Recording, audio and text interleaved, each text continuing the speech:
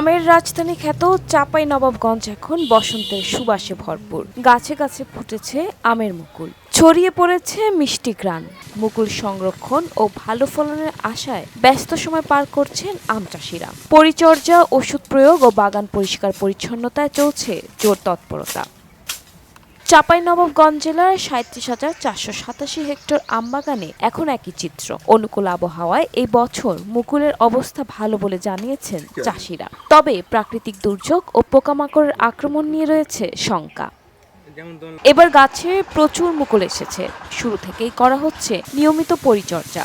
আবহাওয়া অনুকূলে থাকলে ভালো ফলনের আশা করছেন চাষিরা।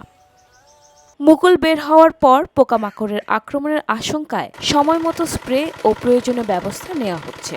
কেউ কেউ বলছেন ঝড় বৃষ্টি না হলে এবছর বাম্পার ফলন সম্ভব। তবে সার ও কীটনাশকের দাম বাড়ায় উৎপাদন ব্যয়ও বেড়েছে। গতবার ছিল অন ইয়ার, এবার অফ ইয়ার বলা যায়। তবে এবার আবহাওয়া ভালো আছে, এই কারণেই মুকুল তুলনামূলক অফ ইয়ার হলেও ভালো আসছে। এখন আমরা দীর্ঘ সময় পার করছি, যেটা পরিচর্যায় স্প্রে করছি, বালানাশক দিচ্ছি এবং পানি দিচ্ছি। এখন গতবারের মতো আম হবে না।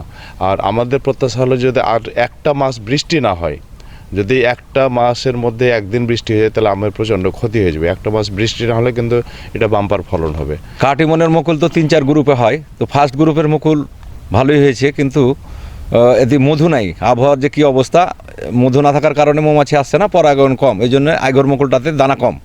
কিন্তু ওভারঅল সব আম মিলিয়ে এবছরে মুকুলের খুব ভালো আছে, চেহারা ভালো আছে, মুকুল খুব ভালো হয়েছে।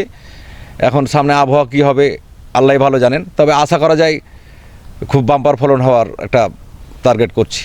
এবছর জেলায় আমের মুকুলের অবস্থা সন্তোষজনক। সঠিক পরিচর্যা ও বালাই দমন নিশ্চিত করা গেলে ভালো ফলন আশা করা যায় বলে জানায় কৃষি অধিদপ্তর।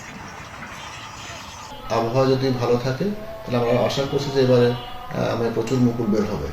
এই মুহূর্তে আমরা কৃষকদেরকে পরামর্শ দিচ্ছি যে যে সমস্ত গাছে মুকুল আসা শুরু হয়েছে ওই জমিতে যদি সেচ দেওয়া যায় তাহলে একসাথে বেশি সংখ্যক মুকুল বের হবে। একই সাথে মুকুল বের হওয়ার পরে কিন্তু ফুল ফুটার আগে যদি প্রয়োজন হয় তাহলে একটা ছত্রাকনাশক এবং একটা কীটনাশক সহ অনুমোদিত মাত্রায় স্প্রে করার পরামর্শ দিচ্ছি। তবে সার্বিকভাবে আমরা কৃষকদেরকে জৈব বালাইনাশকের ব্যবহারের বিষয়ে পরামর্শ দিচ্ছি। একই সাথে তারা যাতে ব্যাগিং করে, এতে করে নিরাপদ আম উৎপাদন হবে। কয়েক মাস পর এই মুকুলই রূপ নেবে রসালো আমে। তখন আবারও দেশের বাজারে ছড়াবে সুনাম।